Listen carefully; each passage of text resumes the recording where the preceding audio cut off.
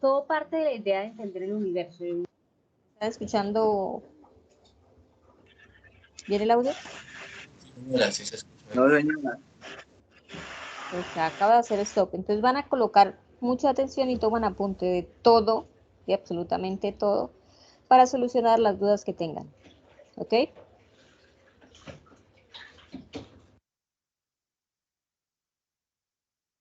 El universo está compuesto de materia y energía. La materia es todo aquello que ocupa un lugar en el espacio. La energía, pues son todas esas radiaciones que se generan producto del universo, de las diferentes formas estructurales que tengamos. Nos vamos a concentrar en el entendimiento de la materia, porque de ahí es donde se deriva el concepto como tal de átomo.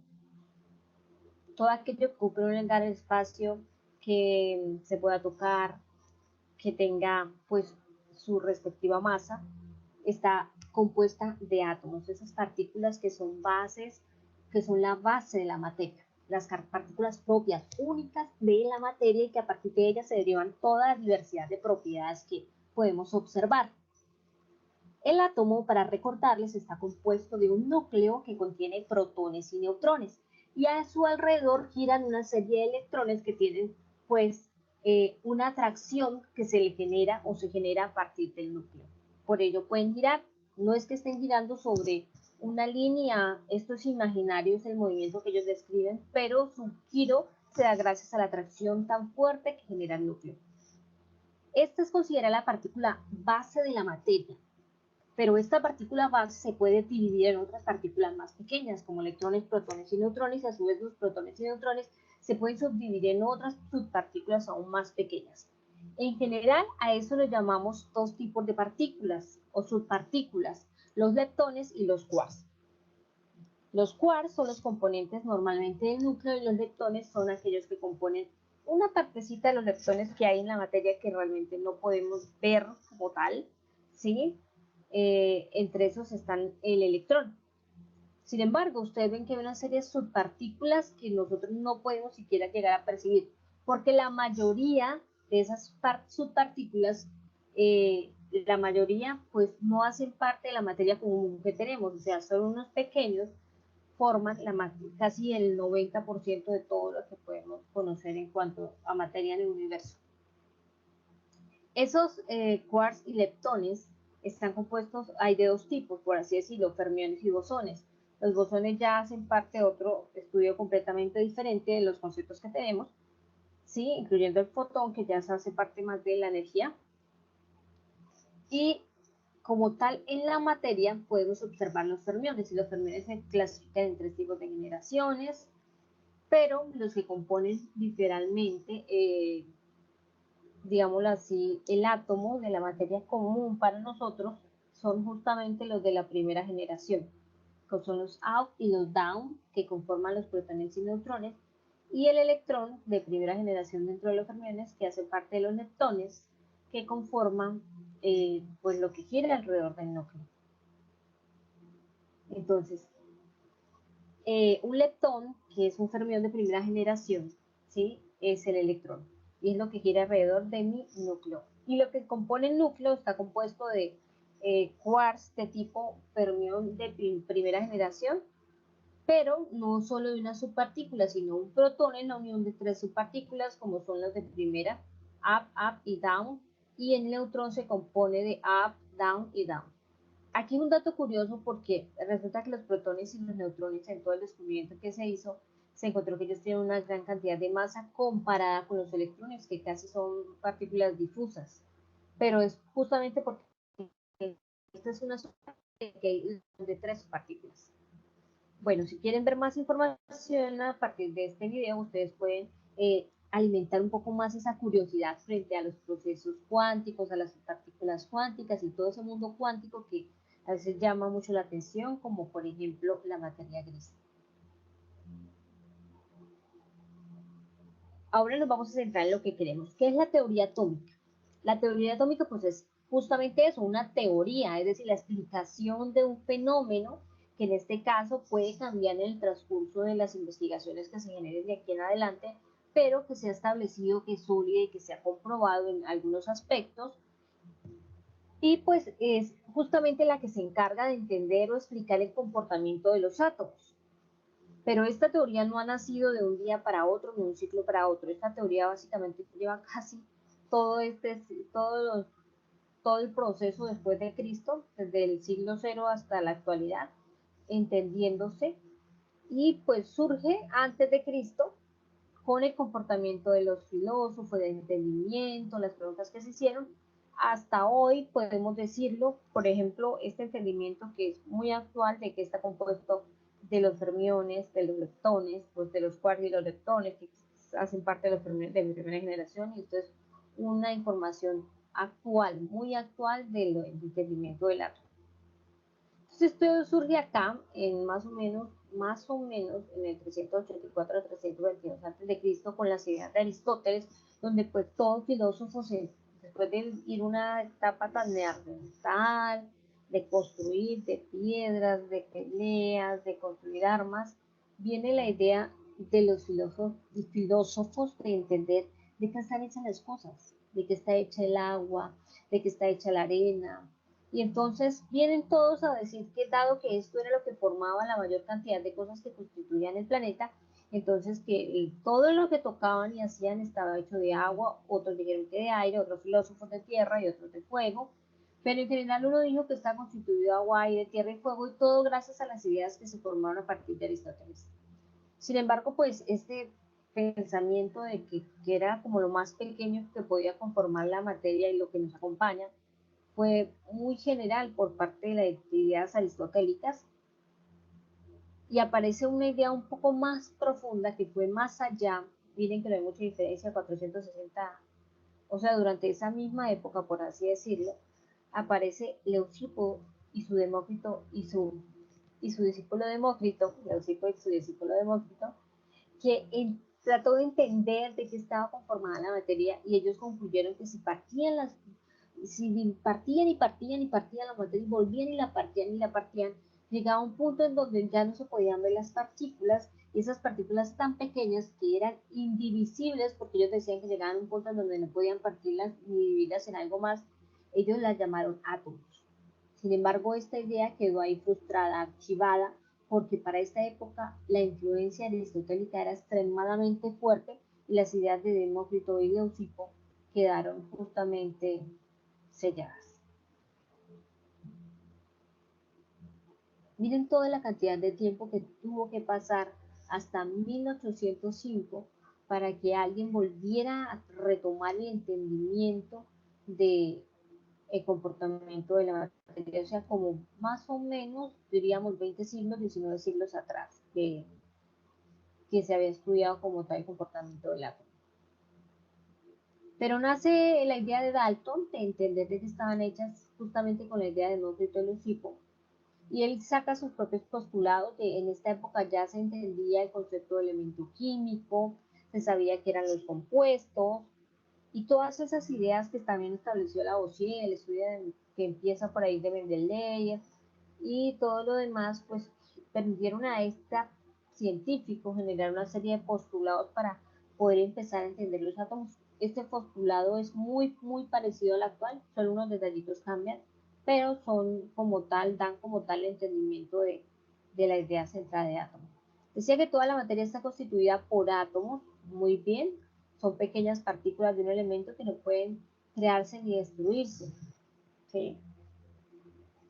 Los átomos de un elemento no pueden transformarse en los átomos de otro. Aquí lo único que actualmente se sabe, pues, si hay una fusión de protones de un átomo con otro, yo puedo crear, por ejemplo, de carbón, puedo crear oro, haciendo esa fusión o eliminando protones.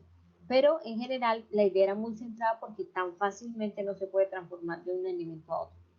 Los átomos de un elemento, cuando él habla de los átomos de un elemento, son idénticos en masa, o sea, todos eran iguales, tienen las mismas propiedades, y pues son diferentes de los átomos de cualquier otro elemento. Esto es muy cierto, salvo que pueden variar en su masa porque pueden haber isótopos, el hidrógeno 1, el deuterio, ¿sí? Por ejemplo, y sin embargo siguen siendo átomos de hidrógeno, pero en su forma isotópica. Y esta que decía que los compuestos resultan de la combinación de una proporción específica de átomos, esto está muy bien todas estas ideas se constituyeron muy bien. Obviamente había Antoine Lavoisier había ya dado las bases de la química y a partir de eso pues se pudo generar esta nueva teoría o esta nueva idea del átomo. Y es como tal la más coherente que se plasmó por primera vez. Luego viene la idea de este señor J.J. Thomson en 1897, quien plantea su modelo atómico y dice que el átomo está compuesto de una esfera que es completamente positiva y incrustados se encuentran sus electrones en carga negativa. Y eso lo hizo no porque sí, no habló de electrones y protones porque sí, sino habló de esto porque él hizo un experimento a través de unos tubos al vacío. En esta época pues estaba, digámoslo así, se habían ya ingeniado técnicas para que los tubos que tenían, tubos al vacío, se pudieran sacar todo el aire posible a través de unas bombas de presión y bueno, todo lo demás. Entonces se sacaba el aire, esto quedaba vacío, él insertó dos láminas, dos corrientes eléctricas, por así decirlo. Un ánodo, un cátodo, hizo atravesarle la luz y observó que se pasaba un rayo fuertemente de un lado a otro, no se disipaba, no se perdía, en un rayo constante y aquí fue donde descubrió los rayos catódicos. Lo llamó catódicos porque iban del cátodo al ánodo, ¿sí? Pero adicionalmente no se quedó con este único experimento, sino que le colocó a este tubo otro tubo más donde pudo estudiar justamente el comportamiento del electrón. ¿Cómo lo hizo? Pues aparte de lo que ya tenía aquí construido, él colocó un imán, el imán que tiene dos cargas opuestas, y cuando pasó el rayo a través del cátodo hacia el ánodo, se dio cuenta que si aquí estaba la parte negativa y aquí la parte positiva, ese señor se desviaba siempre hacia la parte positiva, siempre. Ese rayo se torcía, y eso le llamó muchísimo la atención y con la ayuda de Millikan y sus grandes ideas pudieron encontrar que estos rayos o de donde provenía esto tenía un comportamiento negativo y que ese comportamiento negativo lo llamó electrón. Y luego, a partir de esa relación, esta desviación de acá, puede encontrar que además no solamente era negativo, sino que tenía una carga, sino que tenía una masa. Y surge la idea de la relación carga-masa del electrón. Aquí podemos observar un videito completo y bonito donde ustedes pueden entender cómo fue ese experimento. Seguido de ese gran descubrimiento de J.J. Thomson, ¿sí?, de entender qué era lo que pasaba a través del átomo y encontrar esa partícula llamada electrón, viene un experimento dado por este científico, Ernest Rutherford, quien básicamente descubrió el protón. ¿Cómo fueron sus experimentos? ¿Cómo se lo indagan o preguntan ustedes? En ese momento,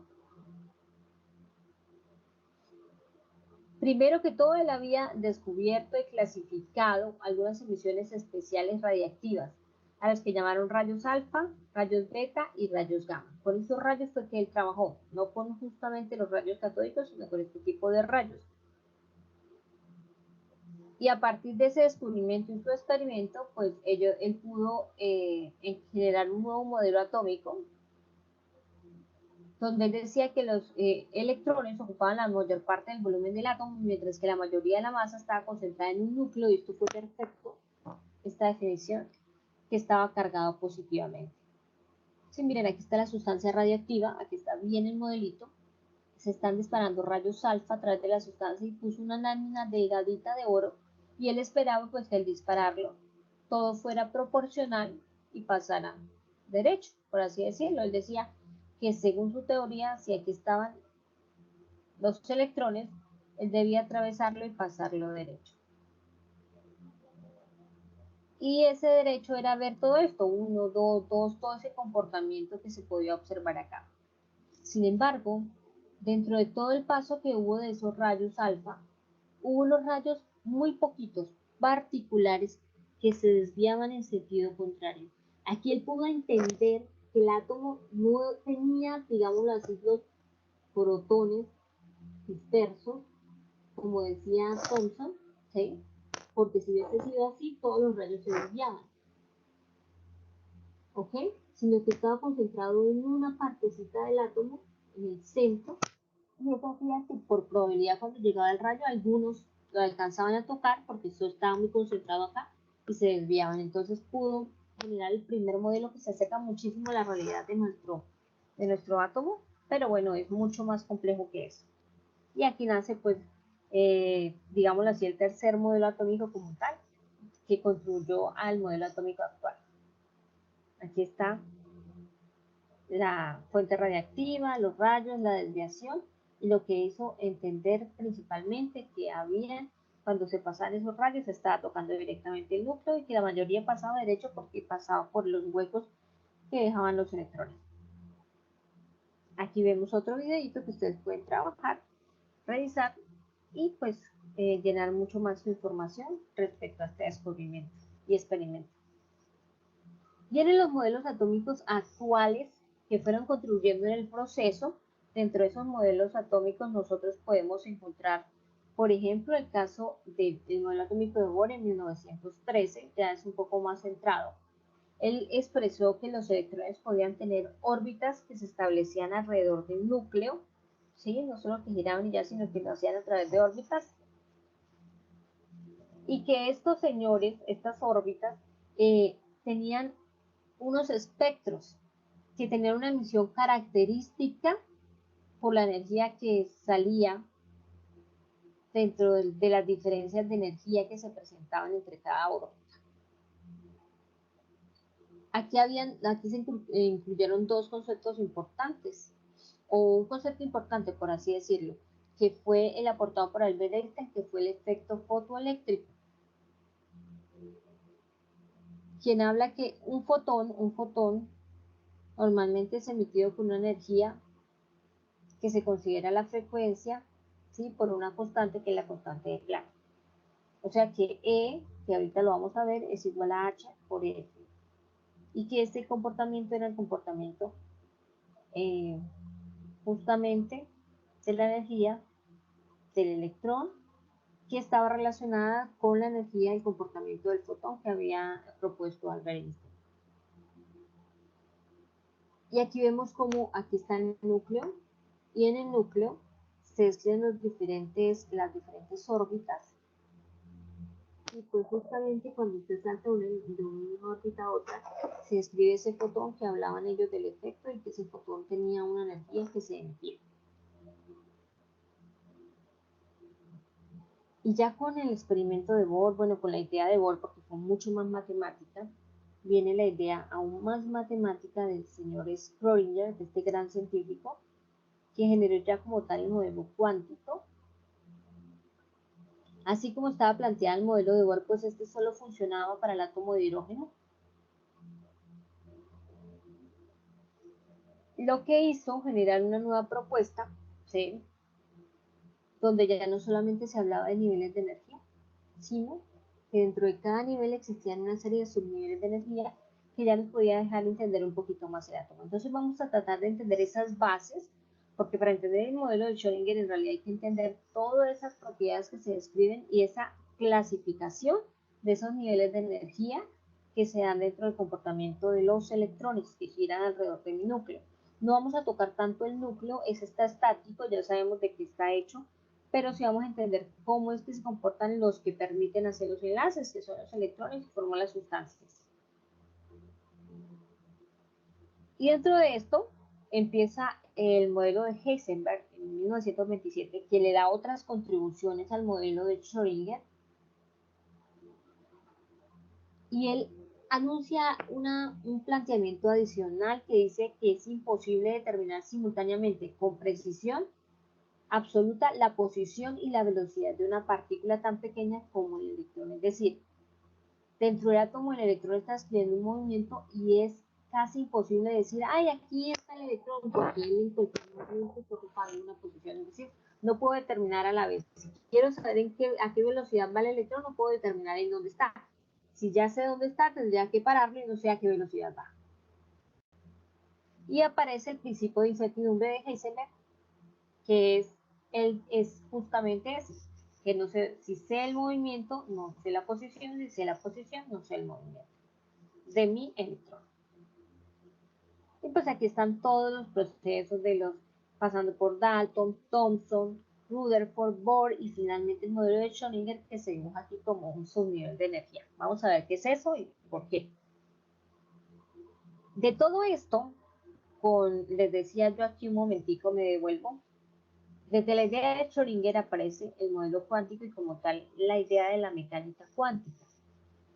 Es decir, estamos hablando de mecánica cuántica ondulatoria. ¿Qué es la mecánica cuántica entonces?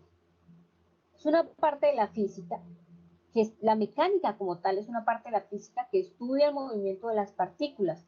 La diferencia es que aquí no vamos a estudiar las partículas o los macroobjetos o los objetos que tenemos, sino vamos a estudiar los microobjetos o las partículas más pequeñas que hay. En este caso, estamos hablando del átomo y obviamente pues de sus subpartículas. Y eso se encarga justamente de la mecánica cuántica, mirar el movimiento y ese comportamiento de esas subpartículas. ¿Qué miramos? Pues el comportamiento atómico, el subatómico, esas otras subpartículas que hay, las interacciones que ellos tienen con la radiación electromagnética, que era lo que planteaba Albert Einstein por ese efecto fotoeléctrico cuando yo emitía o el fotón que él emite o cuando yo agrego luz. ¿Sí? ¿Y cómo se mide y se cuantifica eso? Como que hace normalmente la mecánica, que ustedes dicen que X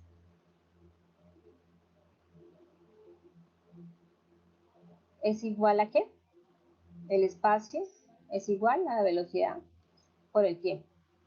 Entonces, ese comportamiento es que se describe en un cuerpo normal, aquí se va a transformar en un término mucho más complejo, claro está, del comportamiento del electrón. Y finalmente, pues todo se basa teniendo en cuenta la explicación un poquito de Bohr, de Schrödinger y de ese comportamiento de la dualidad, del comportamiento de movimiento electrón de Heisenberg, el principio de incertidumbre. Entonces nosotros podemos entender un poquito más el comportamiento del átomo y entender que cada vez que tengo movimiento, ¿sí?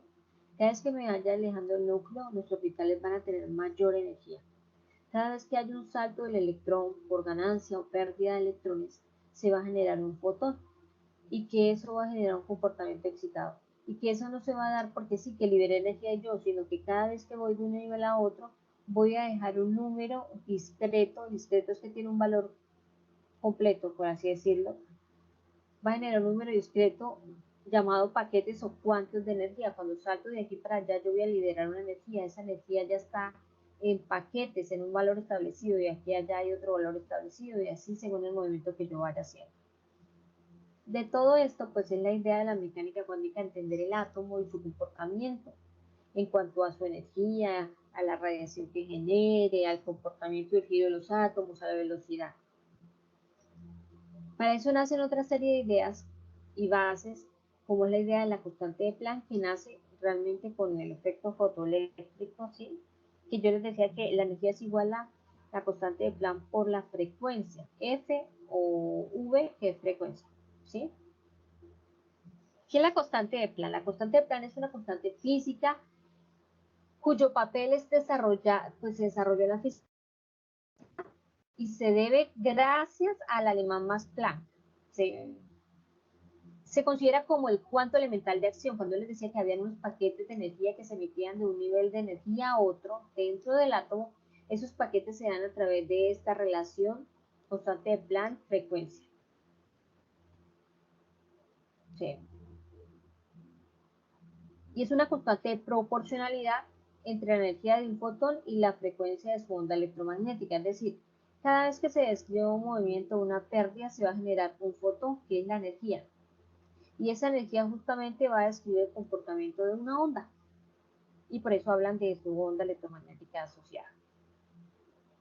Dice que la energía es igual a la constante de Planck por la frecuencia, y la constante de Planck tiene varias unidades, pero esta es una de ellas, 6.626 por 10 a la menos 34 joules por segundo. o en su defecto 4,136 por 10 a la menos 15 electronvoltios por segundo. Cualquiera de estos pues va a demostrar el comportamiento de una onda de ese fotón que se libera por cada cuanto de energía o salto electrónico que tengamos de un nivel a otro. Y vemos cómo es ese comportamiento de energía. Es decir, cuando yo me muevo, aquí observamos un movimiento de las ondas. Cuando yo hago este movimiento, la onda va a tener un cambio en su longitud de onda. Y en esa frecuencia que es como denominaba la velocidad de la onda. Es decir, si yo me doy cuenta a mayor energía, hay mayor frecuencia. Si la onda tiene mucha energía, su velocidad, digámoslo así, en la onda va a ser muy grande. Pero si ustedes recuerdan la frecuencia, es inversamente proporcional a la longitud de onda. Es decir, que si yo defino esto en términos de longitud de onda, yo digo que a mayor energía la longitud de onda es menor. Es decir, en este caso, esta onda va a tener muchísimo más energía porque va a describir una velocidad mayor porque su longitud de onda es mucho más pequeña. Entonces, tiene una alta frecuencia. Miren el movimiento, lo que va a hacer que penetre más fácil y la energía aumente en esa partícula. Si la frecuencia es la longitud de onda más grande, entonces va a ser más lenta, más pesada para transportarse y la frecuencia va a ser menor y por ende la energía va a ser menor.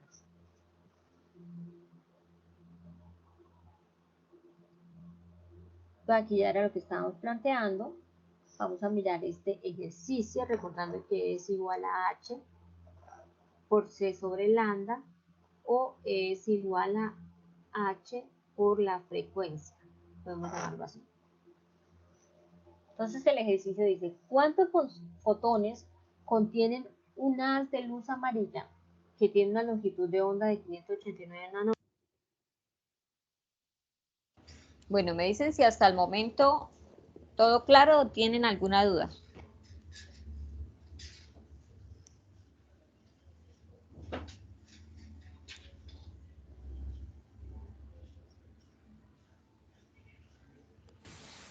Profe, ¿Sí? buenas. Yo tengo una duda muy vieja, o sea, es de este Vieja. tema, pero del principio. Ah, ok. Sí. O sea, Rutherford fue el que postuló lo de los protones. ¿Quién? Rutherford. ¿Rutherford? Sí, Rutherford. Pues es que, digamos que se le asigna como a varias personas, porque es que son varios los investigadores que realmente están trabajando sobre el núcleo, ¿sí? Pero recuerden que de todas maneras el núcleo tenía protones y tenía neutrones. Y lo primero que se descubrió fue el protón. Entonces Rutherford lo que hizo más o menos a inicios del siglo XX es que él colocó unos rayos que nosotros llamamos, bueno, diferentes tipos de rayos, alfa, beta y gamma, y encontró que dentro del modelo, seguramente que ya se tenía, donde estaban todos los electrones, había una parte central cargada positivamente. Entonces, a esa parte central, él después se le fue a dar el nombre de protón, ¿sí? Pero él se da cuenta que uno de esos rayos que él enviaba, que eran los rayos alfa, que tenían cargas positivas, se desviaban. Entonces eso quería decir, obviamente, como las cargas iguales se repelen, si las opuestas se atraen, en el caso de las iguales, veía como que en el centro de esa lámina súper delgadísima de oro, algo se desviaba. Y eso fue lo que después se le llamó protón. Pero él sí descubrió esas partículas positivas, Rutherford. ¿Sí?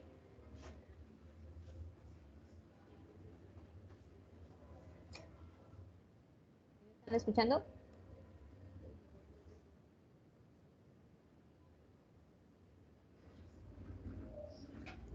¿Alguna otra duda? ¿Hasta dónde vamos? Porque mire que empezamos ya los ejercicios, que es lo de la constante de Planck. Ustedes pueden escribirlo como E igual a H por V, pero para que no lo confundan de pronto en su mente con velocidad, si quieren lo pueden escribir como H por F, para que sea frecuencia. Energía es igual a la constante de Planck por la frecuencia. O la otra manera de escribirlo es, bueno, lo que está ahí ya en lo que están viendo como imagen, que es, podemos cambiar esa frecuencia por que frecuencia es igual a la velocidad de la luz sobre alguna longitud de onda. ¿Están escuchando? ¿Hay alguien ahí? Sí, profe, pero Sí, señora. Se le escucha. soy el único, no se ve la pantalla. No se ve, profe. Pero no se ve la imagen. Profe, no se mira. Ahora sí, ¿No están viendo? Ok. Esas ahora son ya no las se te dos escucha. formas. Son las dos formas de hablar de la energía. ¿Listo? Pero recuerden que pueden cambiar esa V por F para que después no me la vayan a confundir con velocidad normalita. Esta de aquí, no sé si ven el cursor, porque como estoy en el video, esta es la energía, la constante de Planck, la velocidad de la luz sobre lambda, que es longitud de onda. O en su defecto, sería que reemplazáramos velocidad de la luz sobre longitud de onda por frecuencia. Pueden colocar esto como F.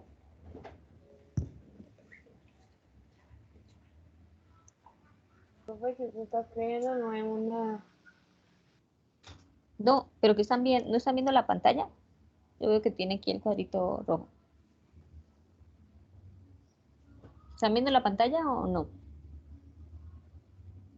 Donde dice Profe, constante Planck, cuántos sí, fotones contiene nada. la pantalla sí, Ahora pero sí. el cursor no. O sea, el cursor donde usted indica no. Bueno, pues, bueno, no importa. Pero sí están viendo que dice E igual a H por C sobre lambda. Sí, eso sí. Se ve, eso Listo. sí se ve, profesora. Les estoy diciendo que pueden cambiar esa C sobre lambda, es lo mismo que decir frecuencia. La frecuencia aquí la colocamos como una especie de V, entonces para que no se confundan la pueden seguir llamando normal, como una F. Y listo. Ahora, ¿cómo haríamos este ejercicio? A ver, según lo que me dijeron, que han entendido, ¿cuántos fotones contienen un haz de luz amarilla que tiene una longitud de onda de 589 nanómetros y una energía de 180 kilojoules?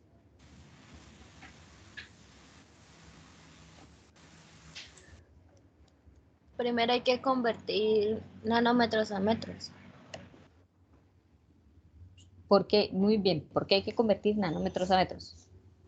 Para tenerlo en la unidad fundamental y poder cancelar. De la velocidad de la luz. Ajá.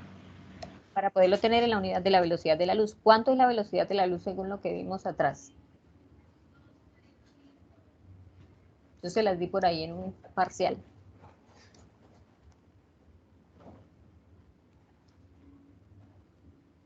En kilómetros por hora es 1.07 por 10 a la 9. ¿Y en metros sobre segundo? 3 por 10 a la 8 por metros sobre segundo. 3 por 10 a la 8 metros sobre segundos. ¿Qué es lo que me están pidiendo aquí?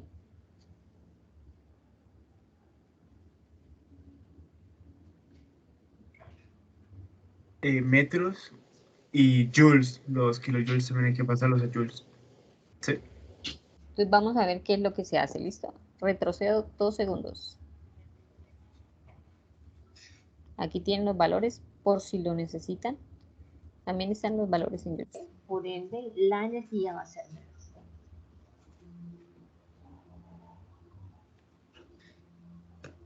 Aquí ya era lo que estábamos planteando. Vamos a mirar este ejercicio, recordando que es igual a H por C sobre lambda o es igual a H por la frecuencia. Podemos llamarlo así. Entonces el ejercicio dice, ¿cuántos fotones contienen un haz de luz amarilla que tiene una longitud de onda de 589 nanómetros y una energía de 180 kilojoules, perdón, 180 kilojoules, y esta es la longitud de onda que está describiendo mi cuerpo? Bueno, voy a dejarles un segundito para que lo puedan interpretar.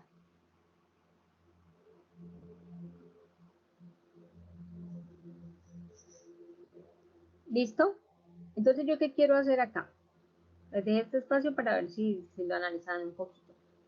Yo tengo una energía, pero esta energía es la que describe una serie de fotones. Sin embargo, un solo fotón tiene 589 nanómetros. ¿Yo qué es lo que voy a hacer? Voy a hallar la energía de un solo fotón y luego hago mi relación para mirar cuántos fotones hay en total en ese haz. Entonces, H pues es la constante de Planck. Voy a anotar esos valores acá para que lo vayamos aprendiendo. 6,626 por 10 a la menos 34 joules por segundo. Sé la velocidad de la luz, es la velocidad que describe la luz porque es el comportamiento de un fotón justamente.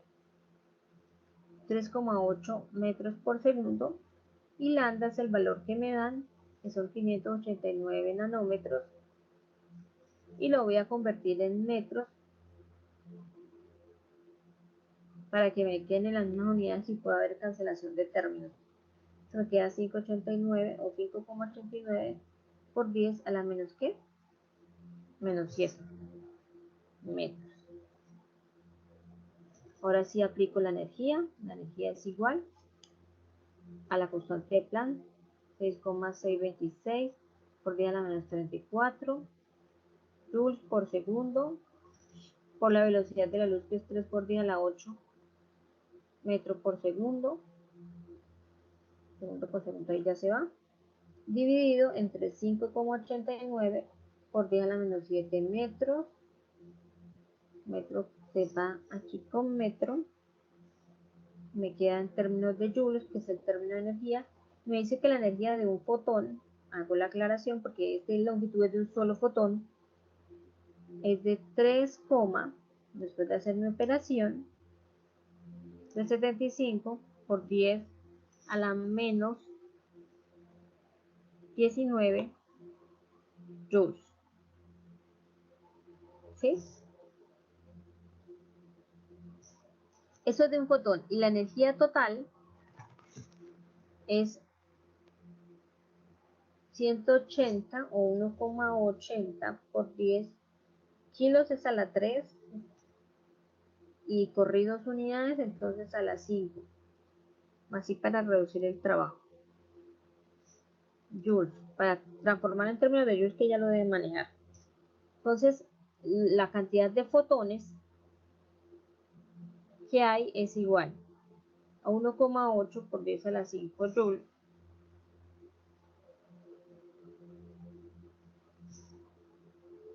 dividido entre 3,375 por 10 a la menos 19 joules. ¿Y cuántos fotones hay en total? 4,8 por 10 a la menos 23 fotones. Ese sería mi valor total.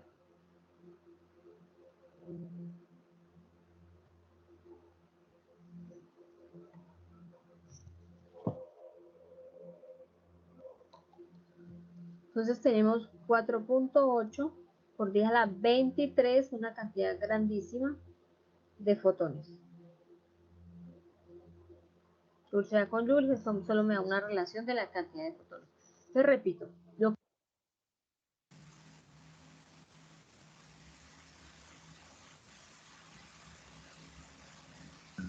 ¿Dudas o todo súper claro? Profe, yo me perdí al final en lo de fotones. Ahí lo que se hizo fue una regla de 3, pero podemos volver a revisarlo aquí. ¿Hasta dónde se entendió?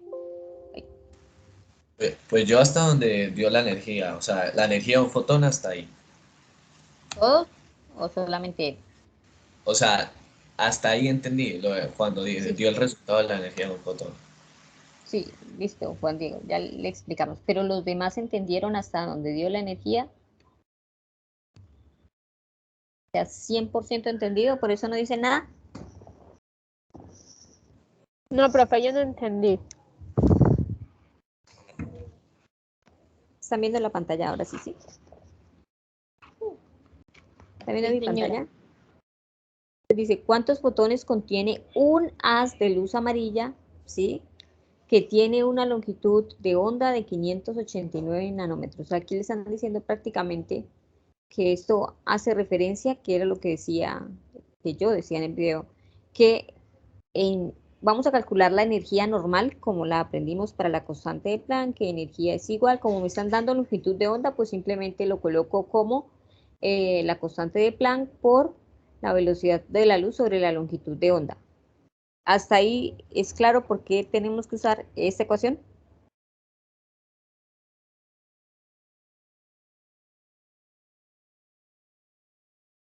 Sí, profe.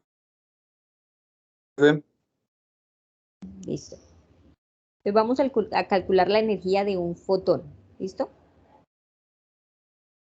De este fotón de luz amarilla. Luego, ¿qué decimos? Si energía es igual a h por c sobre lambda, entonces, listo, lo calculamos.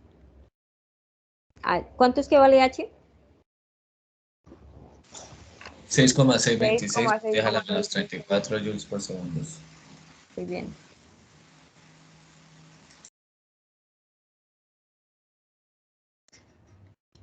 La longitud de onda la pasábamos a nanómetros. Todos sabemos cómo se pasó a nanómetros. Simplemente pasamos de nanómetros a metros. ¿Ok? Esta 3 por 10 a la 8 metros sobre segundos. Y la longitud de onda en nanómetros, ¿cuánto era que me quedaba? 5,89. 5,89 por 10 a la menos 7.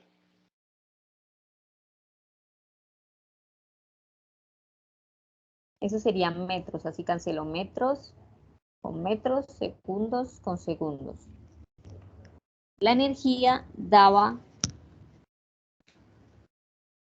3,375 por 10 a la menos 19. 3,375 por 10 a a la la menos menos 19. 19. Okay. Joules.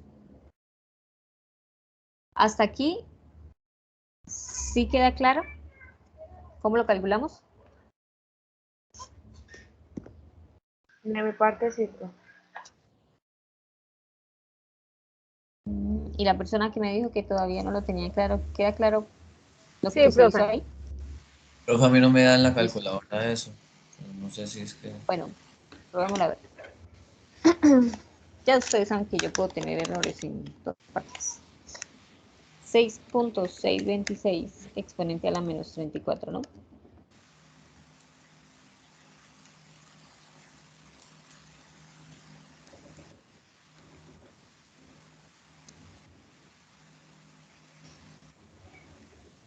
¿Cómo lo está haciendo?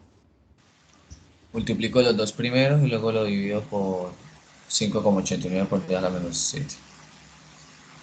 Con el exponente y todo, como les había enseñado. Sí, por el ETS. Sí. Sí me da... Pero ya te digo. Ay, no, ahora me dio diferente. Me da 3,1 por 10 a la menos 19. No.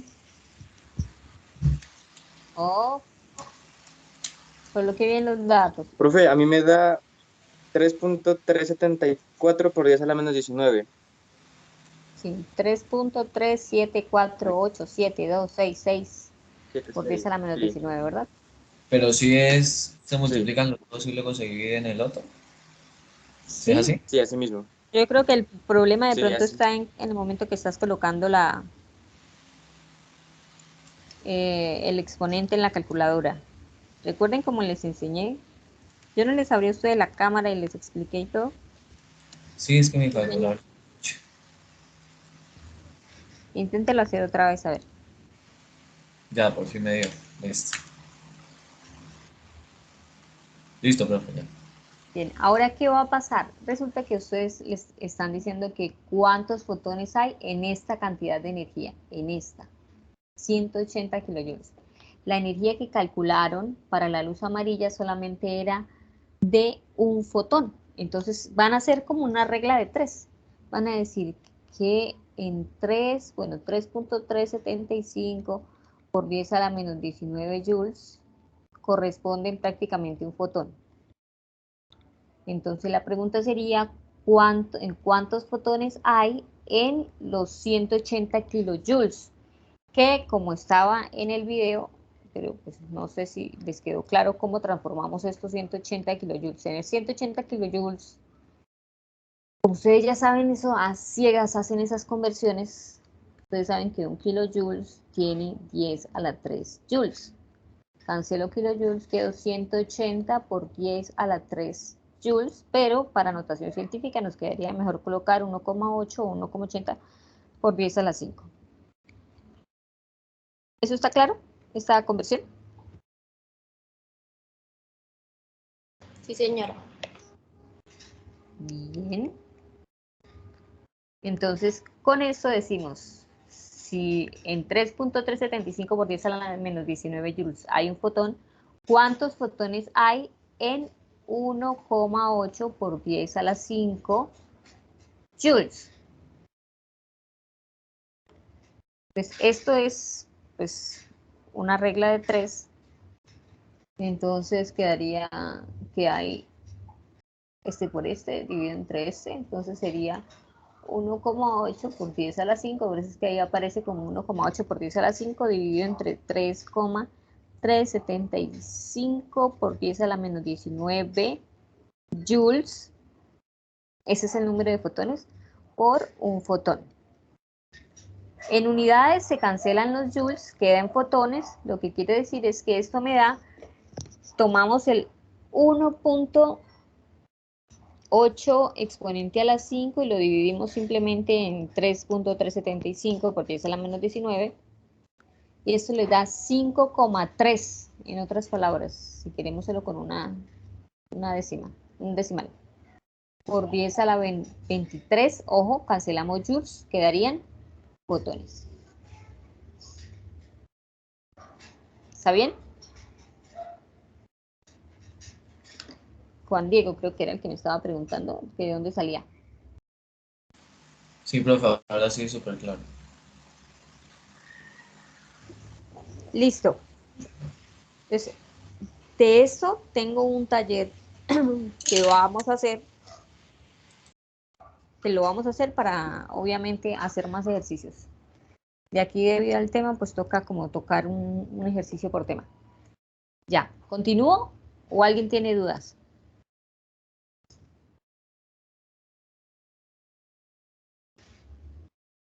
Ese silencio me hace pensar que ya están listos para un quiz.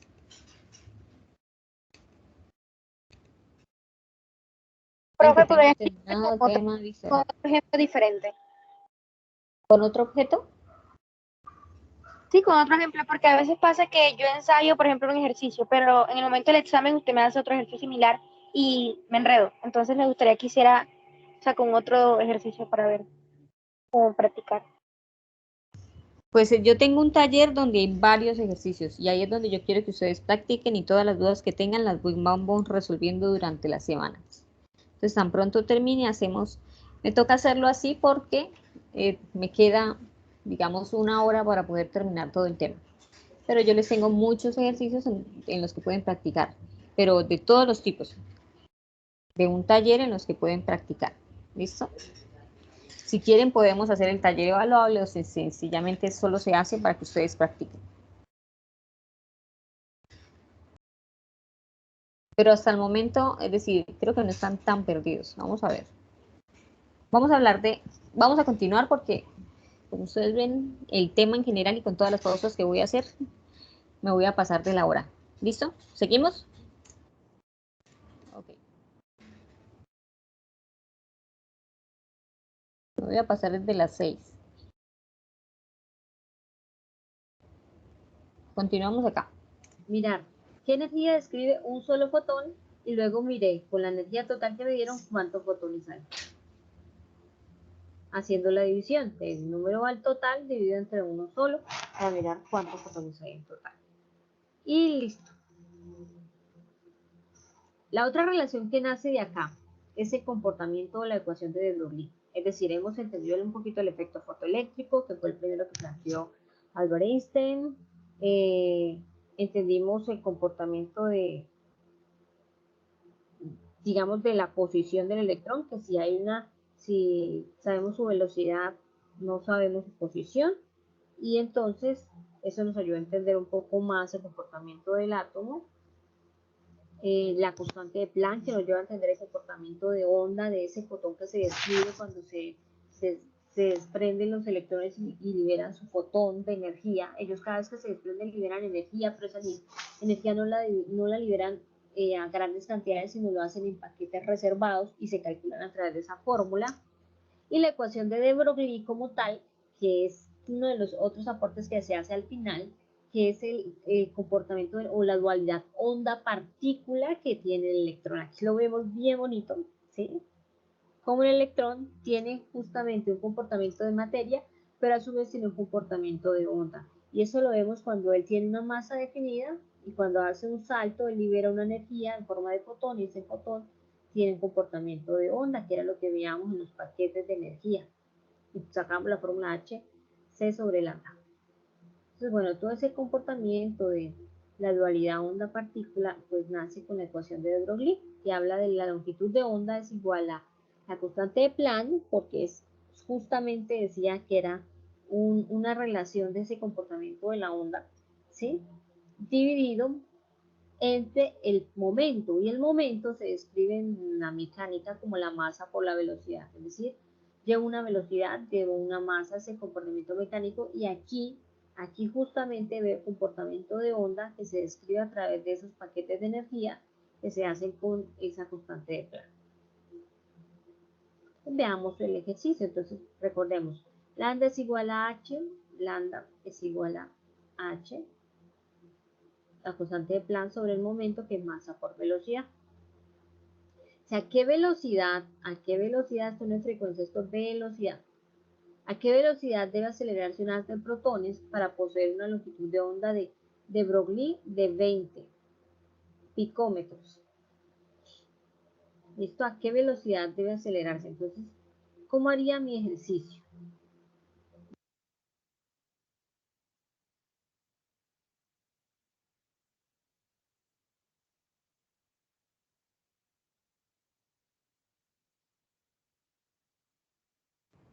Es donde les digo que no me vayan a confundir la v de la frecuencia, por eso prefiero que le llamen f con la velocidad. Entonces estamos usando aquí la ecuación de Broglie, en este caso, en este ejercicio particular, para determinar la velocidad de ese haz de protones. ¿Listo? Hasta ahí, ¿cómo vamos?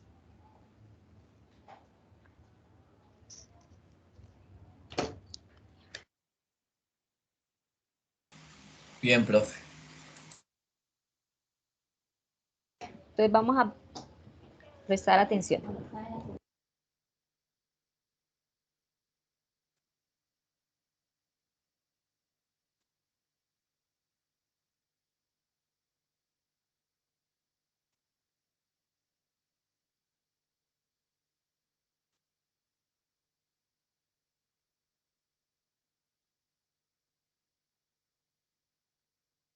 Vamos a echar cabecita ahí. ¿Cómo lo van a hacer? Estos segunditos para que lo puedan resolver.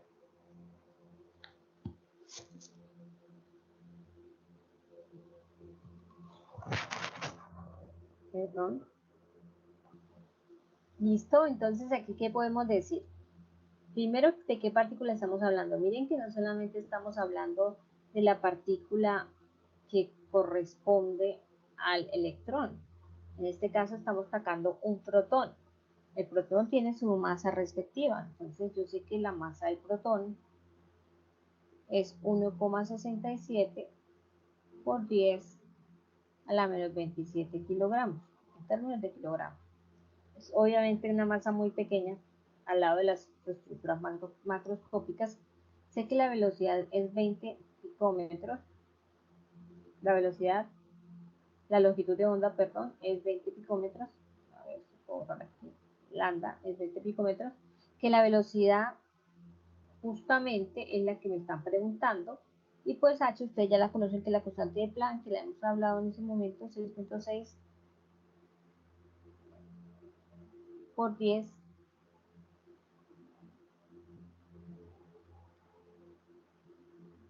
a la menos 34 joules por segundo.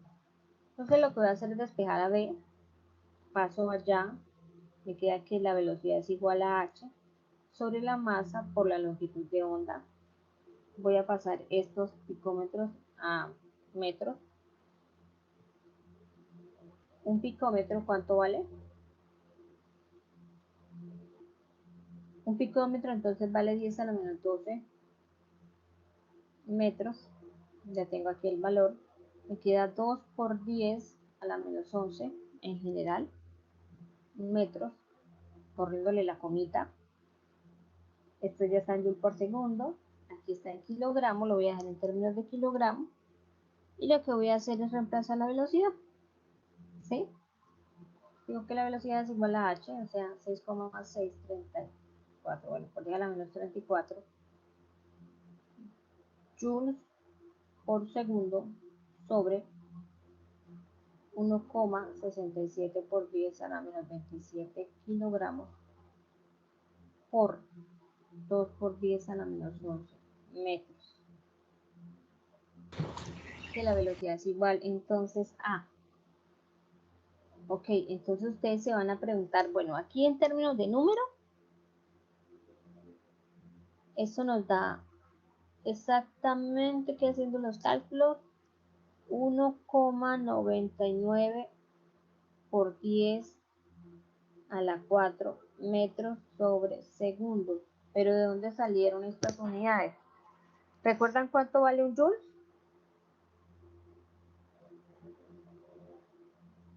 Si lo recuerdan, entonces vamos a hacer aquí el término. ¿Cuánto vale un joule?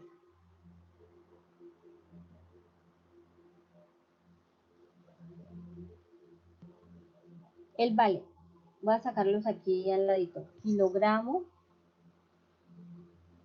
por metro cuadrado sobre segundo cuadrado por segundo, y abajo tengo términos de kilogramos por metro. Entonces kilogramo se da con kilogramo, un metro se da con el otro metro, un segundo se da con el otro segundo, y me quedo en metros sobre segundo, para que manejen correctamente las unidades. ¿Listo? Entonces ese sería el valor o mi respuesta de la velocidad a la que se acelera un haz de protones. Bueno, estos términos, vamos a hacer ejercicios, obviamente, que nos ayuden a reforzar todas estas relaciones, pero pues la idea es como tener los conceptos bases de cada cosa. Entonces, a partir de la ecuación de Broglie, del entendimiento del efecto fotoeléctrico, de la dualidad onda-partícula, ¿sí? Que no se puede encontrar una posición en el mismo momento que se encuentre la velocidad del electrón, y todo esto pues fueron un poquito más allá para poder entender cómo era ese átomo de manera un poquito más sencilla. Podemos hablar de cómo se distribuyen los electrones específicamente dentro del átomo, y a eso le llamamos configuración electrónica.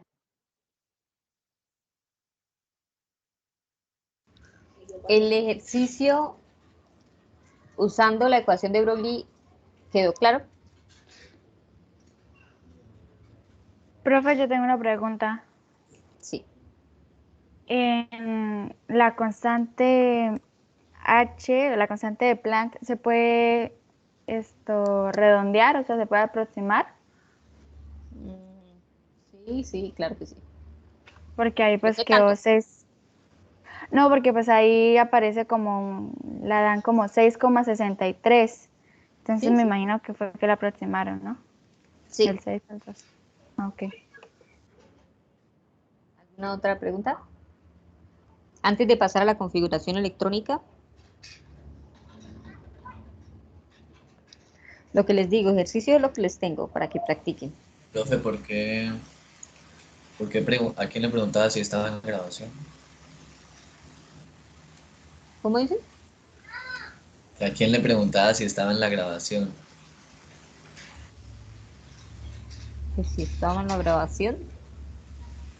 Sí, o sea, en la grabación decía que quién sabía Bueno, y era porque se hizo de forma general. Pero como ven, no es una grabación de clase, sino es una grabación general.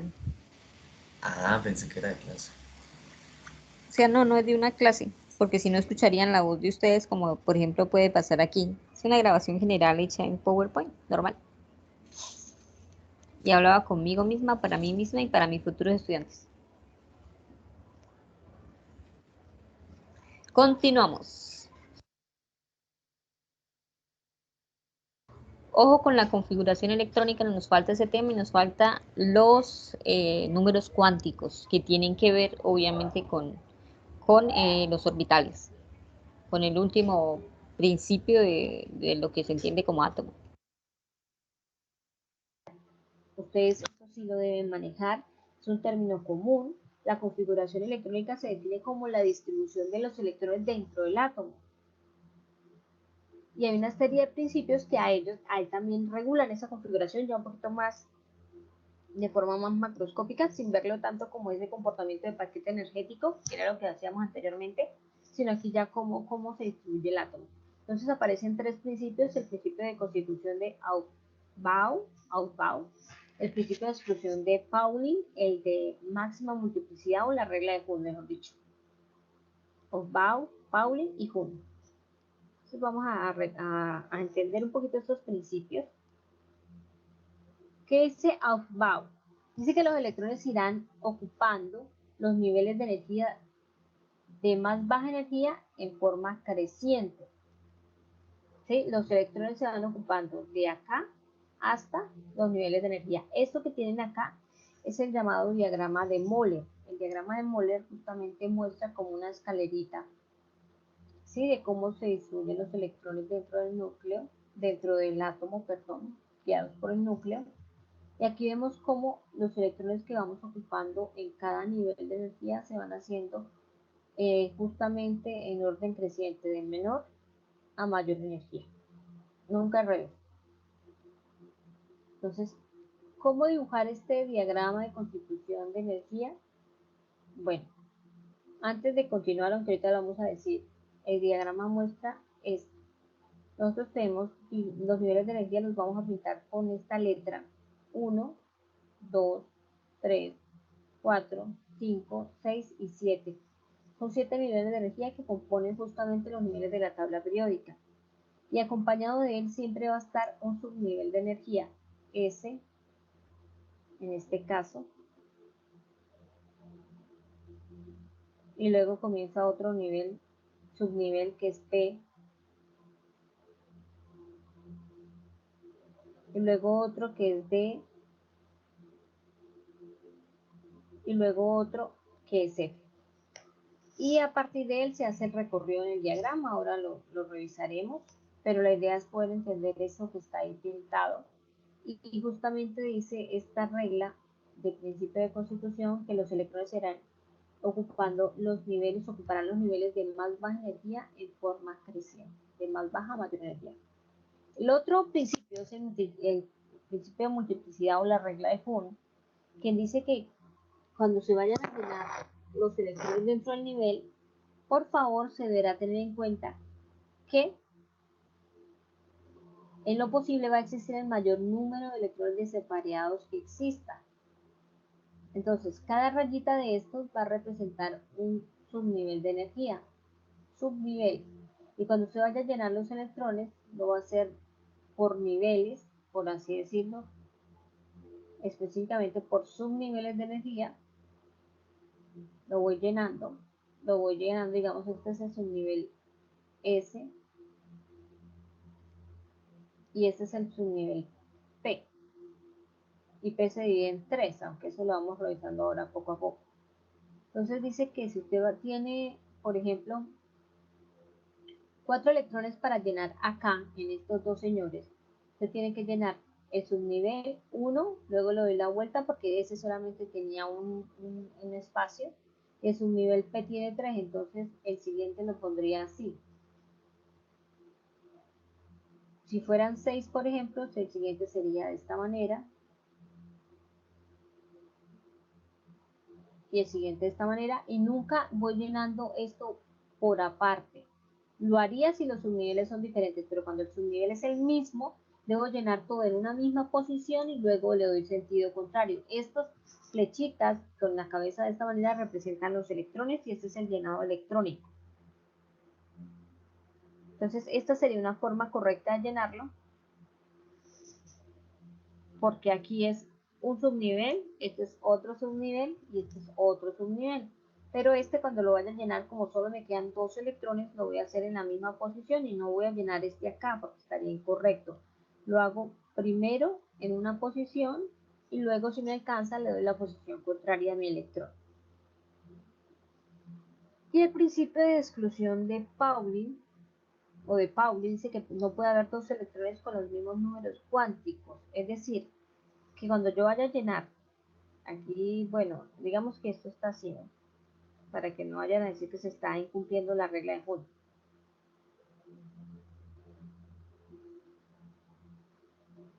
Va a hacerlo así, que sería la forma incorrecta. ¿Qué es eso? Que si un electrón va en este sentido, el otro va en sentido opuesto. No van a quedar los dos sobre la misma posición porque sería una forma errónea de dibujarlo.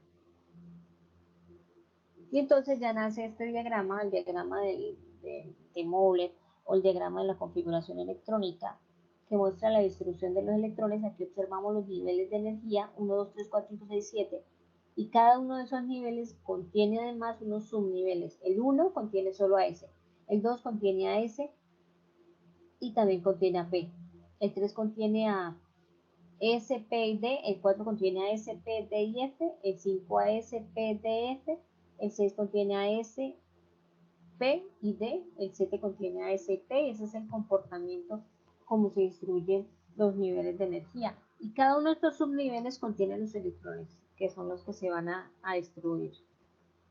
¿Cómo se distribuyen? Se distribuyen por niveles y además por subniveles de energía. Y además sobre esos subniveles por los llamados orbitales de energía. Entonces veamos un caso, por ejemplo el sodio. Vamos a pensar en el sodio. El elemento sodio pues está ubicado en el grupo 11, lo que significa que realmente el elemento está compuesto de una serie de átomos, ¿sí? Una cantidad de átomos en número de Avogadro según el peso atómico. Pero cualquier átomo que sea, y según lo que decía Alton al inicio de todas las épocas de estos estudios, era que él tenía pues las mismas propiedades cualquiera que tome. Entonces voy a tomar un átomo en sodio y tiene un Z, o sea, un número atómico igual a 11, el número atómico es el número de protones. Si tiene 11 protones, tiene 11 neutrones y tiene 11 electrones. Esta sería la distribución total según ese número atómico, la información que nos da. Él habla del número de protones, pero también si está neutro la sustancia que tengo, pues tiene la misma cantidad de electrones. Y los electrones son los que se van a distribuir y voy a estudiar.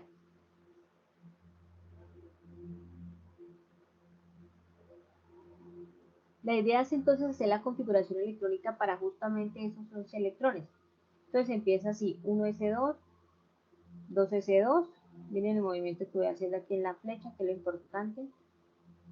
Me voy por detrás, vuelvo por detrás, vuelvo por detrás, 1s2, 2s2, 2p6, 3s2, bueno, 3s1 porque aquí es la particularidad. Aquí hay 2, 4, 6, 10 y 1, 11. ¿Qué sabemos de dónde salió S2 y S6? Entonces, por ahora, pues teniendo en cuenta los conceptos sencillitos, yo sé que S tiene máximo 2 electrones. P tiene máximo, ya con los números cuánticos vamos a mirar por qué sale eso, tiene máximo 6, D tiene máximo 10 y F tiene máximo 14 electrones. 2, 6, 10 y 14. Y cuando hago mi configuración, pues voy haciendo eso, 1s2, 2s2, 2p6. Sin embargo, paro hasta donde llegue a un número 11. 2 y 2 son 4 y 6 son 10. Por eso no le puse 3s2 porque darían 12, sino es 3s1 porque es propio solamente del sodio tener 11 electrones. Y entonces, a partir de este comportamiento,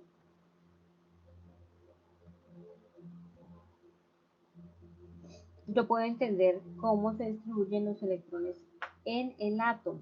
De esta manera, para 11 electrones, que es el sodio, él va a tener 1, 2, 3 niveles de energía, 1, 2, 3, pues 2 subniveles diferentes, por así decirlo, pero están distribuidos en diferentes niveles de energía.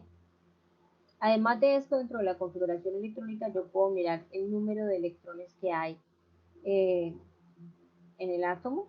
¿Sí? 2, 4, 6, en este caso hay 2 electrones, listo. Lo sabía al inicio, lo puedo sumar y sea al final. puedo mirar el grupo, el periodo de una sustancia y lo voy a subdividir por regiones. Entonces, del nivel 1 al nivel 2 hago una división, del nivel 2 al nivel 3 hago otra división.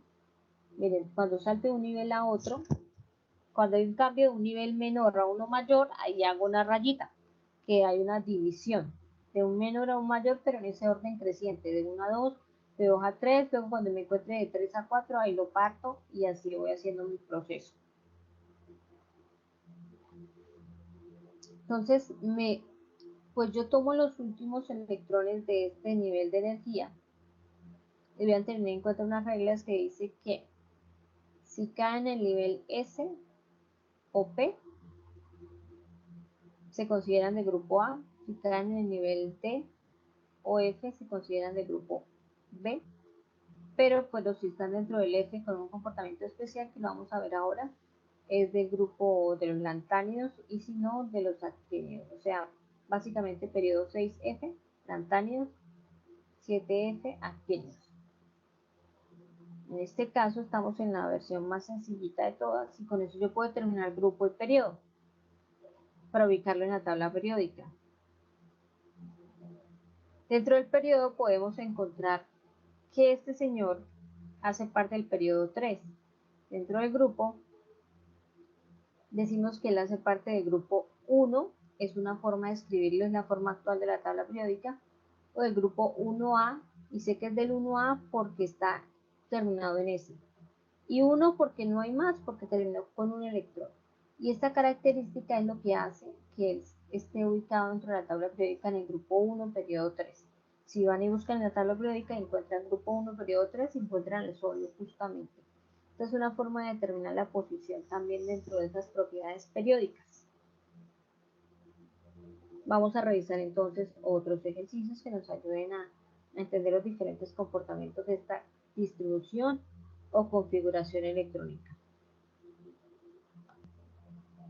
Bueno, lo que no podemos perder aquí de vista es cómo dibujar nuestro diagrama de Moller. Lo voy a hacer aquí, a un ladito.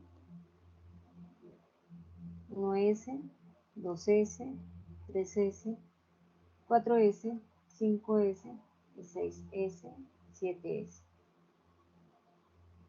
Luego del 1, él salta a una distribución de 2.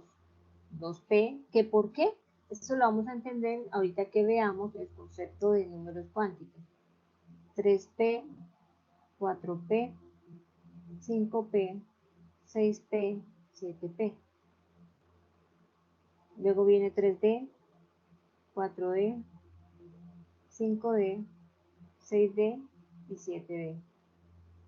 Luego viene 4F, 5F, 6F, 7F. S2, todos los orbitales S tienen máximo 2 electrones.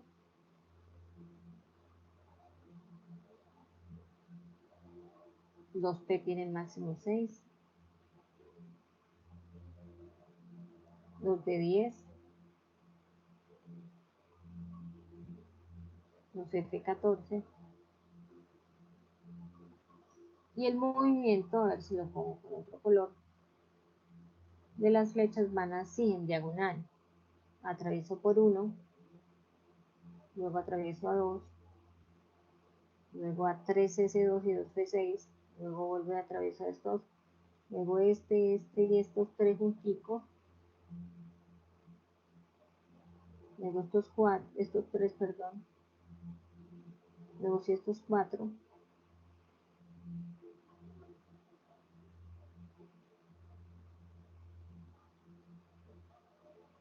y así termino ya mi gráfica de Moller.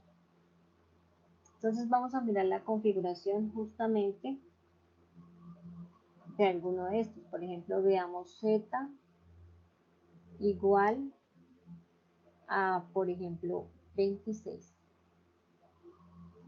Entonces empezamos. En movimientos así, 1S2, vamos hacia atrás, 2S2, 2P6, entonces vamos trabajando.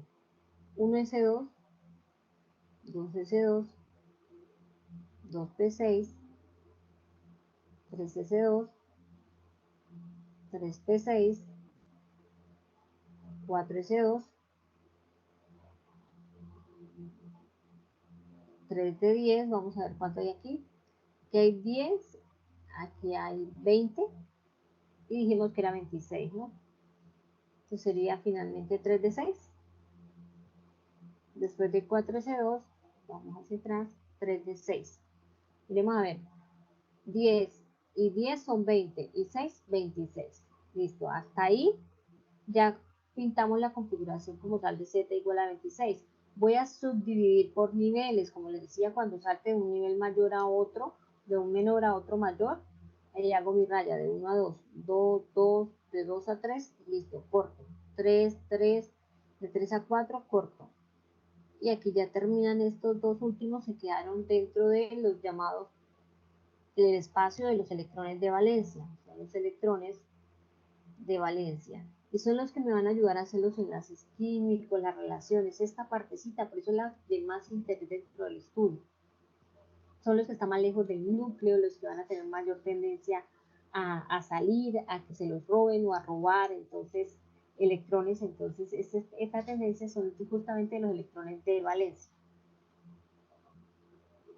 Veamos que aquí termina en el nivel 4, es el de mayor energía, hace referencia al nivel o al periodo. Entonces yo le digo, bueno, esto está en el periodo 4 porque es el de mayor tendencia.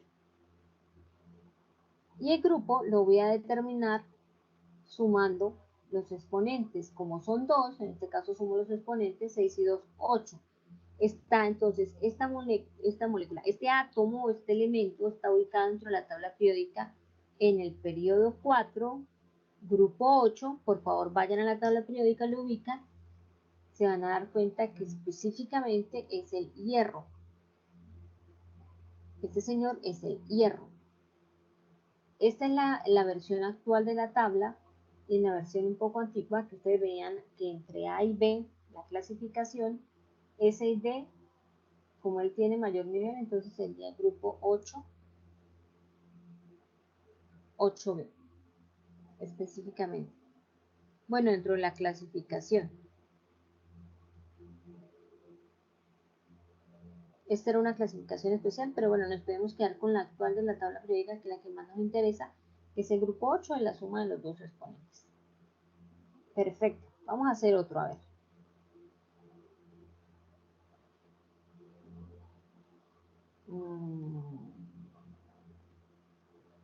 Ok.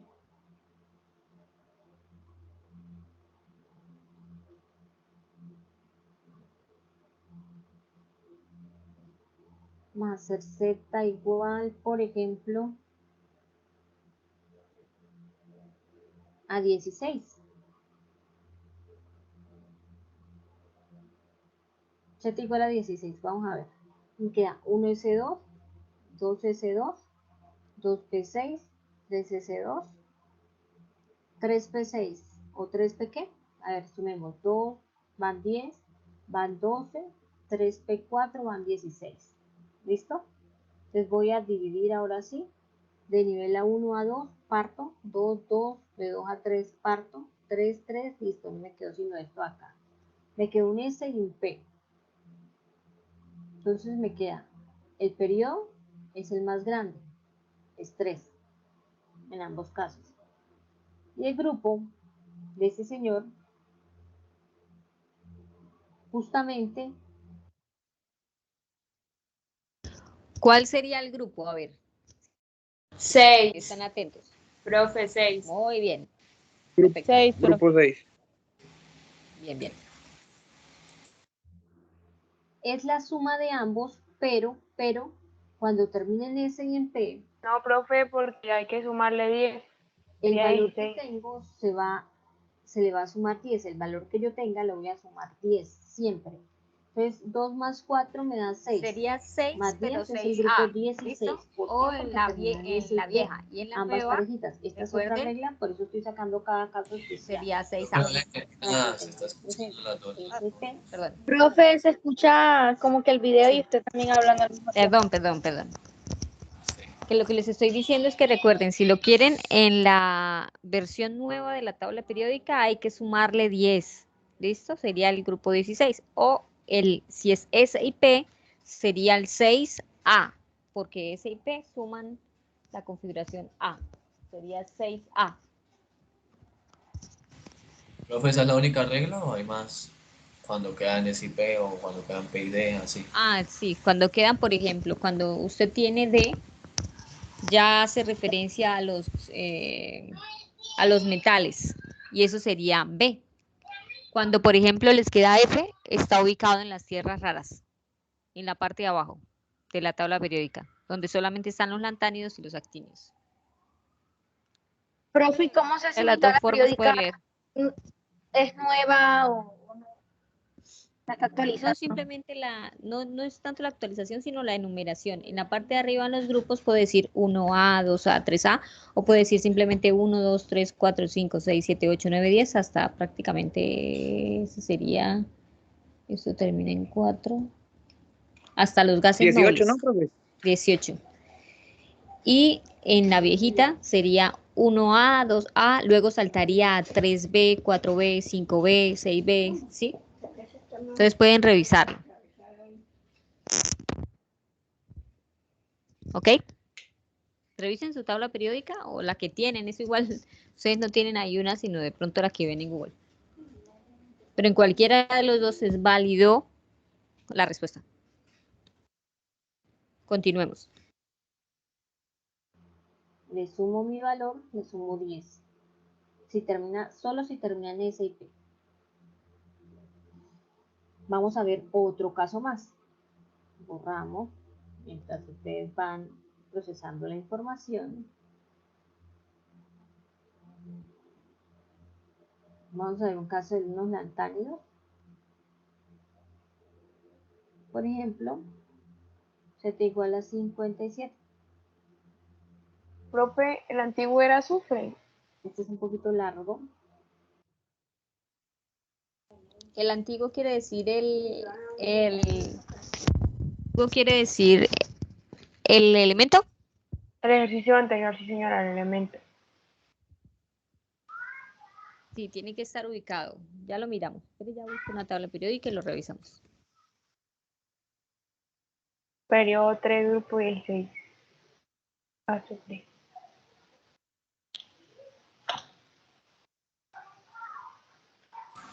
Y si es azufre.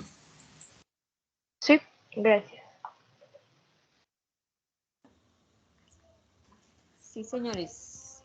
26. Pero si ven que dice 8, este 8, ¿cuál era?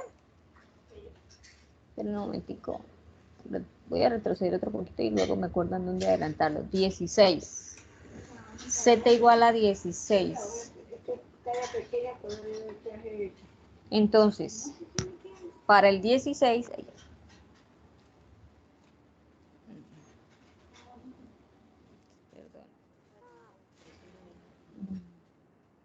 perdón, un pequeño error. Y como que no vamos a terminar.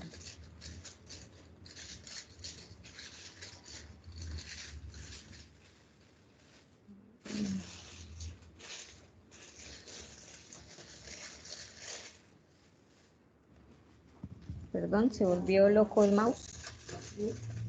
2 segundos. Decíamos Z igual a 16, ¿verdad? Pero que les decía, si ustedes van a revisar, sería entonces el grupo 16. La otra manera de mirar ese grupo, que sí es el azufre obviamente, el grupo 16, periodo 3.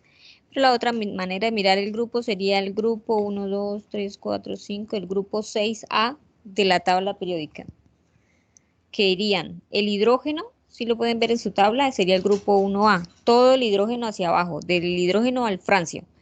Del berilio al radio serían el grupo 2A. O en la configuración, o en, digamos, la nomenclatura nueva sería 1 y 2. Para hablar de 3A, no pasaríamos por los elementos de transición, sino pasaríamos a donde dice el grupo 13, donde está desde el boro hasta el neodimio. Entonces serían el grupo 13 es el mismo 3A, el 14 sería el 4A, el 15 sería el 5A, el 16 sería el 6A, el 17 sería el 7A y el 18 sería el 8A. ¿Ok?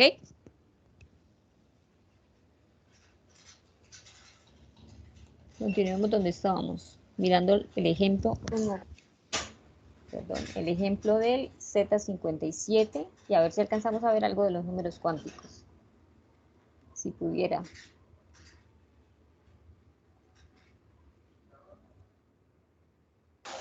No, profe, no alcanzamos. Ajá. Si pudiera controlar mi mouse.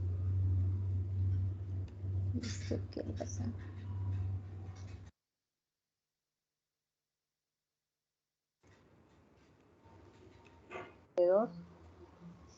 4D, y ahí contemos a ver cuántos van. Aquí van 10, 20, 30, 36, 38 y 4 de 10, 48.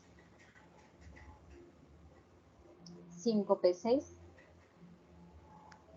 48 y 6, 54, ya casi. 6S2, me tocó bajarlo.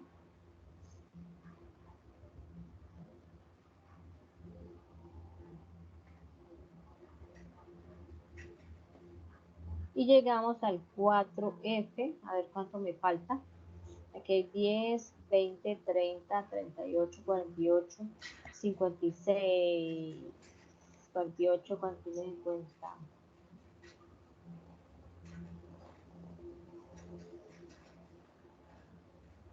54 en total, 55, 56 y justamente cayó en un 1 acá para completar 57. Voy a hacer la partición, por favor, muy atentos con esto para que no se vayan a confundir después. De 1 a 2 hay una división, ¿listo? Porque estoy saltando de menor a mayor nivel. De 2 a 3 hay otra división. Miren, 3 se mantiene. De 3 a 4 hay otra. 4, 3, 4, ahí no divido para hasta que no salte a 5. Entonces en 5 vuelvo y divido.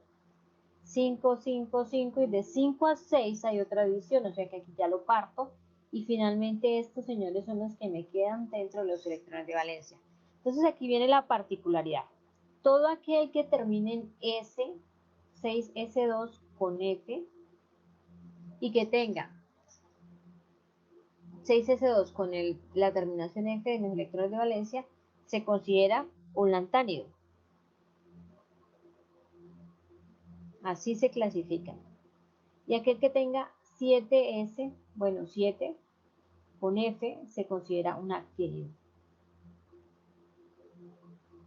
¿Listo? Entonces, el periodo es el más grande de todos, que es el periodo 6, nivel 6. Y el grupo, él tiene su nombre especial, que es el grupo de los lantánidos. Y de esta manera, entonces ya estamos realizando pues esta serie de comportamientos diferentes según cada caso. Entonces esas reglitas, por favor, ténganlas muy presentes. Ahora sí, nos vamos a meter en el cuento de los números cuánticos. Ya tuvimos disculpa. importantes, niveles, subniveles, electrones. Sí, señoras. Ajá.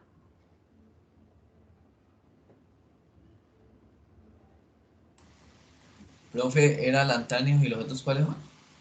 Actínidos. Alquínidos. No, actínidos. Ya se los escribo por chat.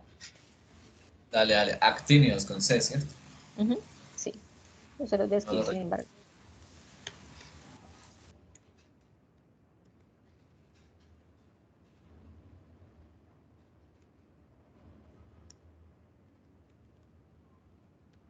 Ya se los he escrito por chat. Lantánidos y actínidos son los grupos 6 y 7, que es lo que yo les decía de F, porque ya pertenecen a las tierras raras. Cuando ustedes vean a F, es tierras raras. Vamos a ver, bueno, ya terminemos el video, yo creo que nos falta mucho, sobre los números cuánticos. Les dejo el taller y la siguiente clase, solo en la primera hora, trabajamos sobre todas las dudas que tengan del taller. Por supuesto, si durante toda la semana tienen dudas para realizar y tienen preguntas, pues también me las pueden hacer. ¿Listo? Terminemos de acá. Distribución en el espacio. Profe, una pregunta, ¿ustedes ¿Sí? ¿Usted este video lo va a dejar colgado para verlo? Sí, El que nos aunque está también indicando. les queda igual el video de la clase, Ah, que bueno, va a salir tal listo, cual el profe. video normal, pero con todas las cosas que dijimos nosotros. Sí, listo, profe, gracias. Creo que todavía falta. Ok, sí me falta tiempo. Terminémoslo de ver, de todas maneras, hagamos el esfuerzo para poder, digamos, por lo menos responder un poco los ejercicios que les voy a dejar. Oh, ¿por qué a mí? Ya otra vez.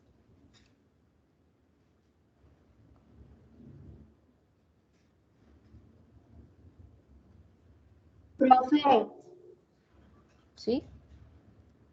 ¿se acuerdan que usted dijo que si queríamos el taller sería evaluado? Sí, que si lo quieren para calificar, pero yo creo que lo mejor es que no, para que tengan solo el tiempo de resolverlo la siguiente clase. No escriban ahí cualquier cosa, sino que lo logremos socializar.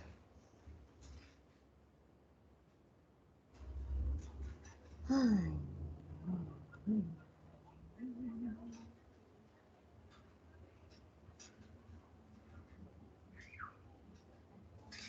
El modelo actual que se usa con el modelo de Schrödinger, ¿sí?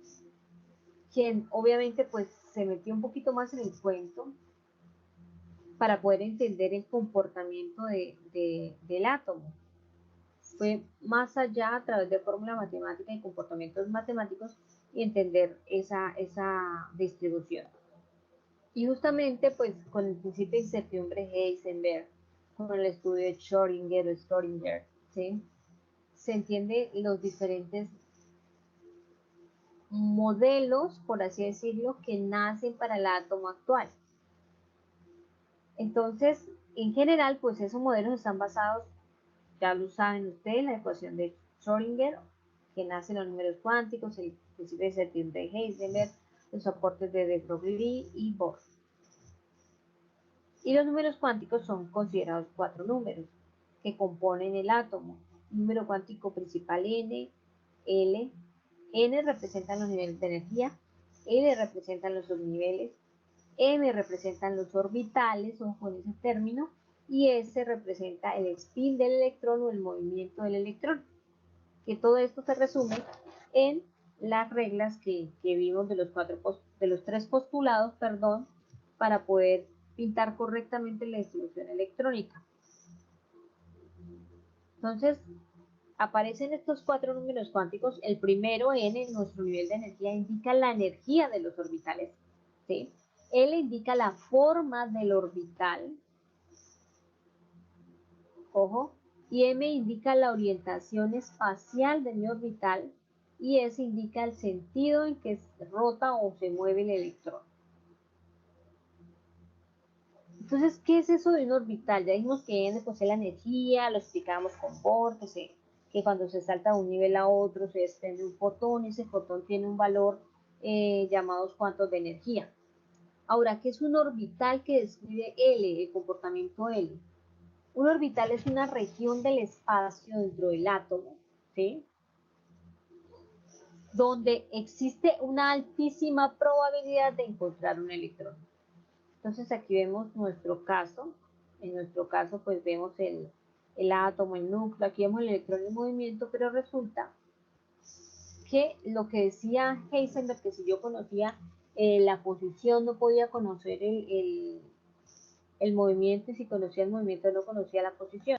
Cuando se procede a estudiar como tal justamente esa posición del electrón,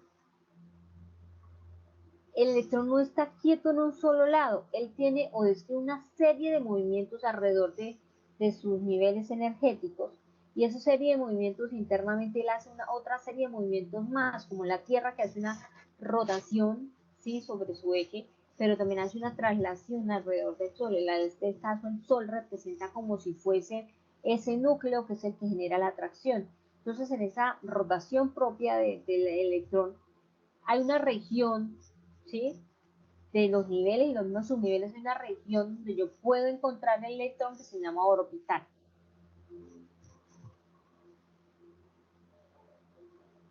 Entonces, pues a partir de ese término, yo puedo entender un poquito más los números cuánticos.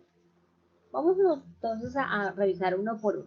El número cuántico principal o energético N, ¿sí? Este es el átomo que hablaba justamente Bohr, donde decía que pues hay un grupo de electrones, no uno solo, sino un grupo de electrones que están sobre cada nivel y cada uno describe una manera cuantificada de energía o de cuantos de energía. Este indica pues el nivel de energía donde puede encontrar el electrón. Además nos muestra qué tanta distancia hay entre el núcleo y justamente mi electrón. ¿Cuánto es la distancia? Mientras más lejos esté el núcleo, es mayor la probabilidad de que el electrón tenga más movimiento porque hay menos atracción, ¿sí? Mientras más cerca, más amarrado está el núcleo y lo tiene amarradito, ese electrón es muy difícil de soltar. En cambio, los que están alrededor en esos niveles energéticos es muy fácil de soltar justamente esos electrones.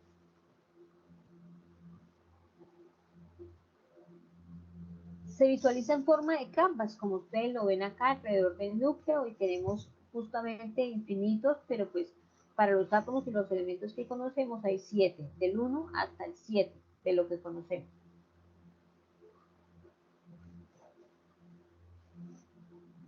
La cantidad de electrones que tenga cada nivel energético va a depender justamente del nivel en que se encuentre ubicado y se puede escribir a través de esta fórmula que dice que el número de electrones es 2n al cuadrado.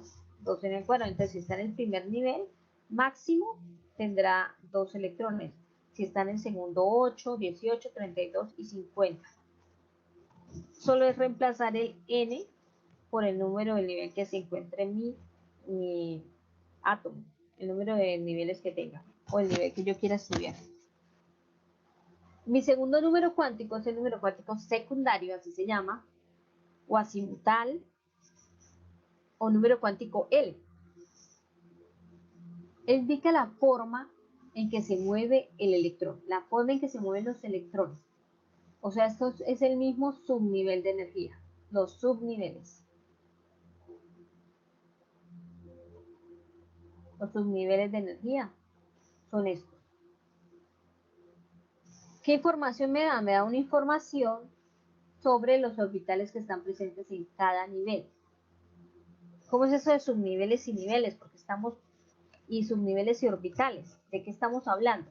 Resulta que yo tengo, pues al menos que podamos trabajar comúnmente, 4 subniveles. El subnivel S es este, el subnivel P son estos, el subnivel D son 5, y aquí son estos 5, y F que pues, no están porque son 7 en total, son 7 formas diferentes.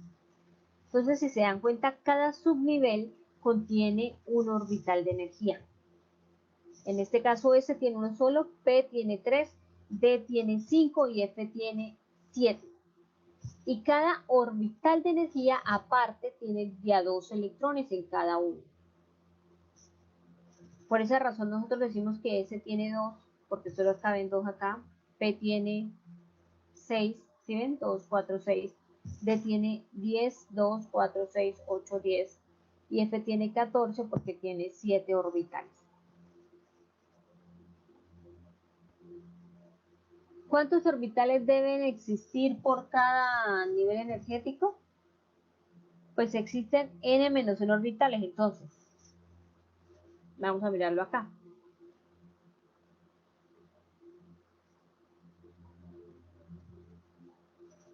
Por ejemplo, si yo tengo n igual a 1, N, que son el número de orbitales que yo tengo presente, sería 1 menos 1, o sea que él tiene 0. 0, en términos de azimutal o secundario o su nivel de energía, representa el orbital S. O sea, hay uno solo. Si N vale 2, en otro caso, L vale 2 menos 1 queda 1. 2 menos 1 queda exactamente 1 acá. 1 significa que él puede ir. 1 representa, perdón, el orbital, el subnivel P. Subnivel P. Ahorita vamos a mirar específicamente los orbitales porque tiene 3 orbitales. ¿Listo? Si n vale 3, 3 menos 1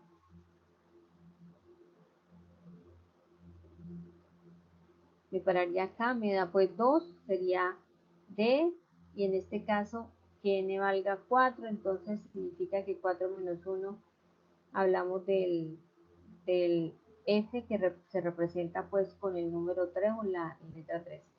Y cada uno de ellos pues tiene sus propias divisiones. 0, 1, 2, 3 representan los valores de L. Y el número de electrones se da por esta relación, 2L más 1, 2 por 2L más 1. Entonces 2 por 0, 0 más 1, queda 1, por eso hay 2 electrones. Hago la misma relación, 2 por 1, 2, más 1, 3, por 2, 6, lo mismo por acá y lo mismo por acá. Entonces estos son los subniveles de energía. El subnivel S, el subnivel P, el subnivel D que tiene 5 y el subnivel F que son 7 formas complejas que no las pintan pues, por cuestiones de tamaño, pero eso se puede encontrar en cualquier parte. Y aquí pues hay una forma de cómo podría dibujarse esos subniveles de energía con esos niveles, porque no hemos tocado todavía justamente estas situaciones. Entonces, por ejemplo, para el nivel energético 1, mi orbital pues es 1 menos 1 es 0, entonces me queda S. Para el nivel energético 2, bueno, tiene 2 electrones, ¿sí? Eso se calcula, ustedes ya saben cómo. Para el subnivel 2, ojo a esto, para el nivel 2, perdón, tengo 2 subniveles de energía. ¿Cuáles son? Serían, como el 2, 2 menos 1 da 1, pero ojo, 1 es el máximo número de subniveles que yo voy a tener, entonces incluye a 0 y también incluye a 1. Para el nivel 3, incluye a 0, a 1 y a 2, porque lo máximo que puede ser es 3 menos 1 a 2. Entonces 0, 1 y 2. O sea que el nivel 1 tiene un subnivel, el nivel 2 tiene 2 subniveles, el nivel 3 tiene 3 subniveles, el nivel 4 tiene 4 subniveles. ¿Listo?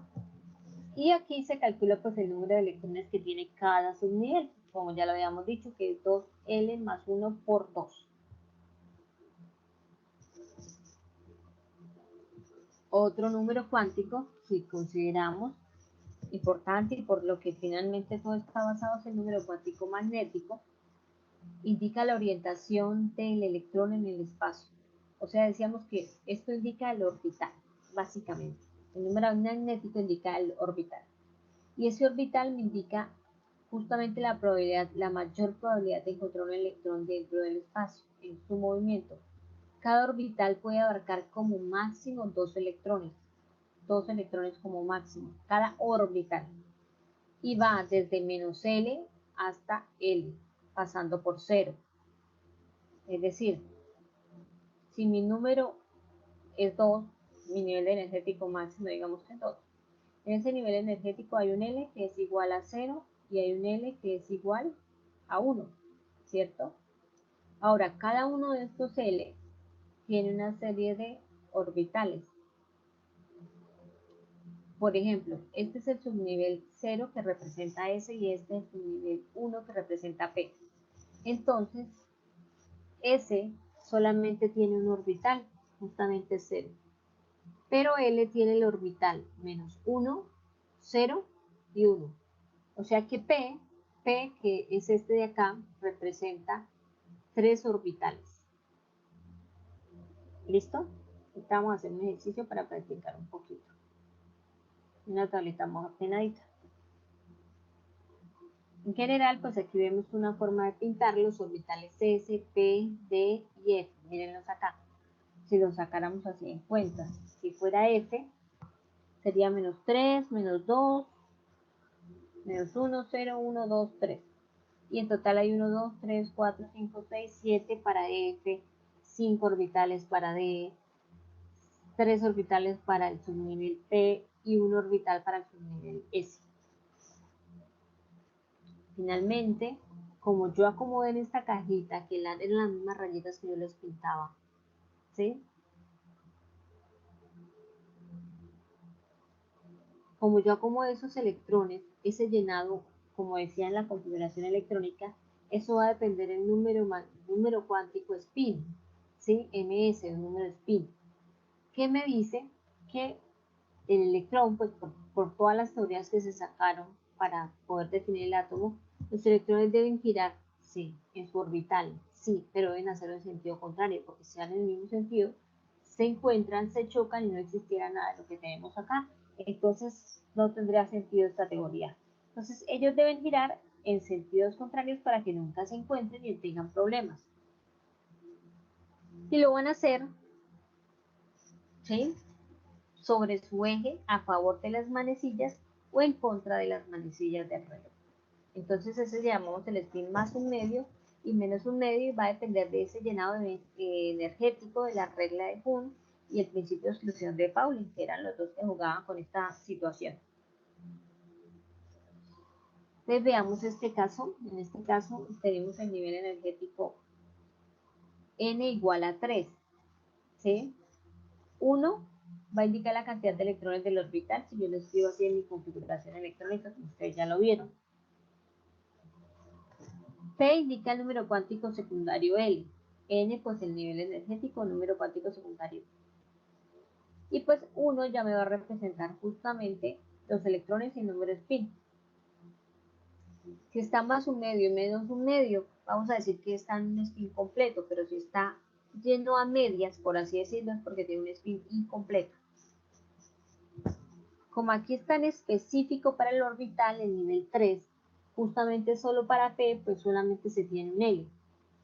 No estamos hablando de solo el nivel que tiene todas las opciones que tenga, sino justamente para el de P. Justo con la configuración electrónica que ya se entendió un poco o se refrescó lo que han aprendido en sus otros conceptos de química. Vamos a hacer este ejercicio.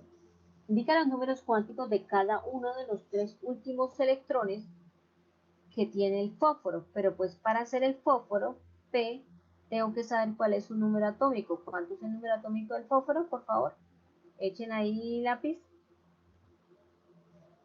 Z igual a 15. Entonces, configuración electrónica: 1s2, 2s2, 2p6, 3s2, aquí van 10, 12, 3p, entonces contemos, 2, 4, 10, 12, 15, 3p3. Voy a hacer la separación, lo mismo, de 1 a 2 separo, de 2, 2 a 3 separo, y me quedaron estos dos últimos en los electrones de valencia, o la capa de valencia. Entonces me quedó 3s2, 3p3, y lo voy a hacer, me dice que lo haga con los 3 últimos electrones del fósforo, son estos porque son los de mayor energía, es decir, el nivel 3 y el nivel 3 y el nivel 3 es el mismo, pero ese es un subnivel S y un subnivel P, y en orden energético el S es menor, es mayor el P, es mayor todavía el D y es mucho mayor el subnivel F. Entonces tomo este justamente para hallar los números cuánticos, 3P.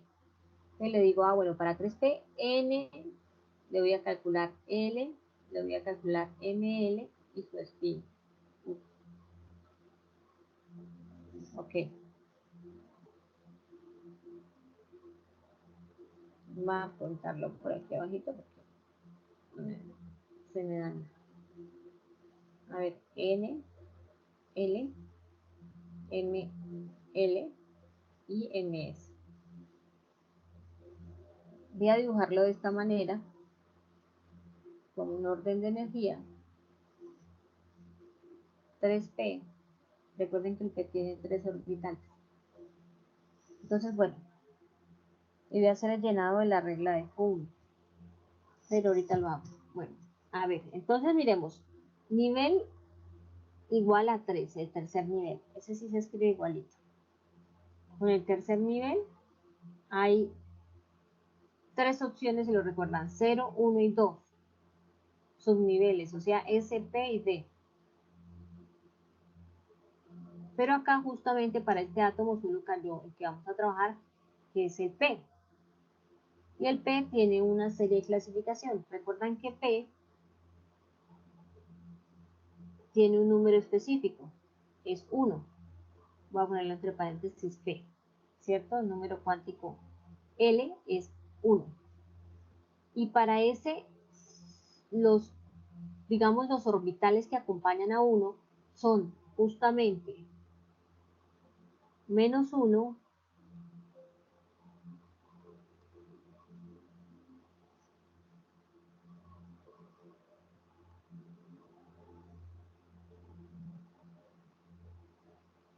listo, son -1,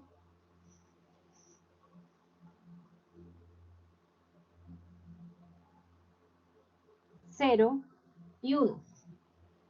Y el número spin sería el llenado de esos. Este sería como PX, PY y PZ, que son los que representan el orbital P.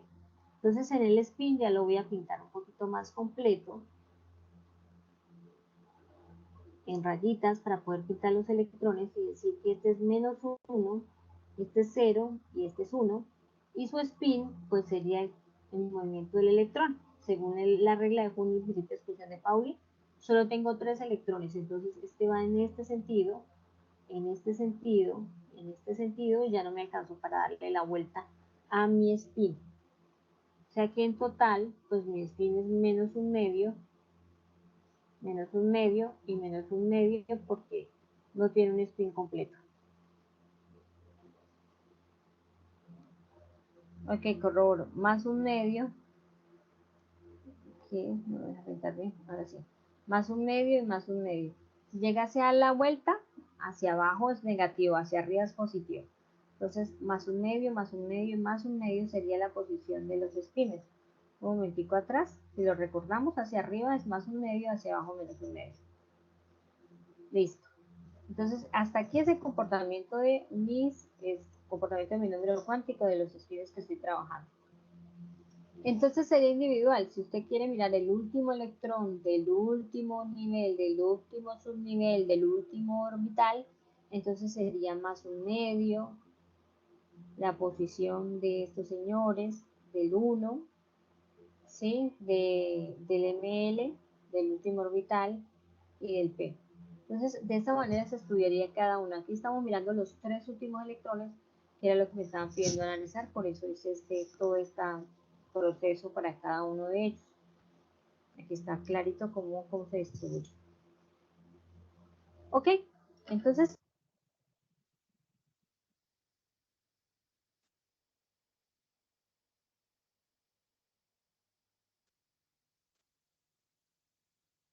Bueno, muchachos, hasta aquí les dejo el tema, ¿listo? Lo vuelven a mirar, lo vuelven a repasar, hacen el taller y la siguiente clase resolvemos todas las dudas que tengan porque ya son más de las 6 de la tarde.